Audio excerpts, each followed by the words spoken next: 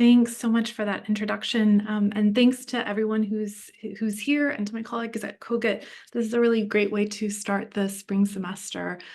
So my work bridges critical refugee studies and transnational Italian studies, and in this work, I'm especially compelled by questions of migration, rights, and colonial memory in the contemporary Mediterranean, questions I see as directly related to histories of racial capitalism.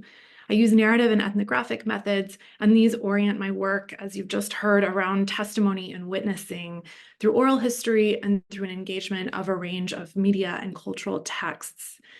So the project that I'm currently focused on is called Uprooted: Migration, Farmworker Movements, and Contested Belonging in Italy's Changing Landscapes. And this was initially inspired by migrants I interviewed in Italy several years ago for the Emergency Project, who described how they were unable to escape a kind of precarity trap because the only work they could find was seasonal, uncontracted harvest labor that holds them in social and legal margins, and at the same time, how they were organizing to fight for rights recognition. So in Uprooted, I explore the pivotal role that migration and landless workers play in shaping notions of belonging through forms of rootedness and uprootedness. And I do this by focusing on the figure of the farm worker, or the bracciante, in modern Italy.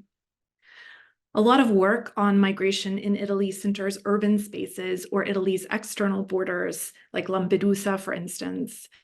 By shifting the focus to rural environments, I situate today's migrant farm workers not only within contemporary migration dynamics, but within a longer transnational history where, since Italy's 1861 unification, landless workers have repeatedly organized for rights and for change.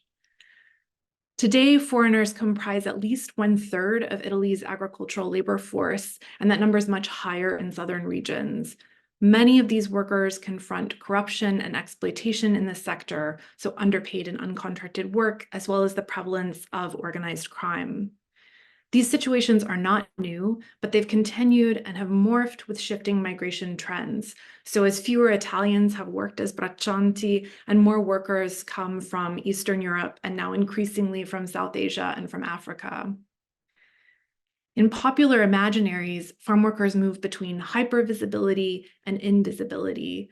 With this in mind, I'm thinking in this project of the farm worker as a gendered, racialized, and migratory figure, a figure that's as significant as it is marginalized, and also about farm workers as actual workers laboring at the intersections of multiple social and environmental issues. These workers, I argue, are importantly connected to questions of mobility and citizenship. Their relationship to land and to related ideas of rights and belonging is complex in part because their work keeps them mobile.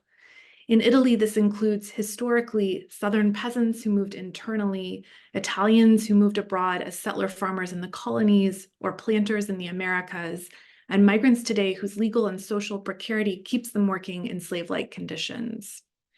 Bracciante labor and movements have continually produced Italian landscapes and played a crucial role in the making of Italy. So to trace workers' connections to land across these histories, I'm looking at historical records, film and media, and the words of braccianti themselves in life writing and through interviews.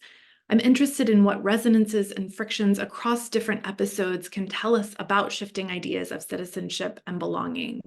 For instance, the relationship that Italians who cultivated the Libyan desert during fascism had to land and to notions of foreignness, indigeneity, and sovereignty, and what we learn when holding that up next to the ways that today's African farm workers view their relationship to Italian soil as they harvest tomatoes, and how they're organizing around what they see as interconnected issues of worker rights, racial justice, and sustainability.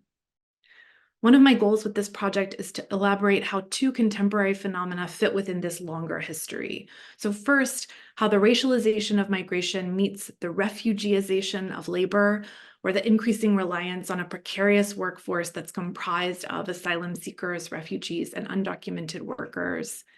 And second, how these landscapes continue to change. Uprootedness is newly consequential in a moment when some migrants have fled the consequences of climate change, only to find themselves harvesting crops where, as one advocate in Sicily told me, producers are unsure how long they'll be able to cultivate. How do these dynamics fit within broader understandings of labor, changing landscapes, and their intimate ties to ideas of the citizen? I look forward to continuing to work on these and related questions this semester. Thank you all so much.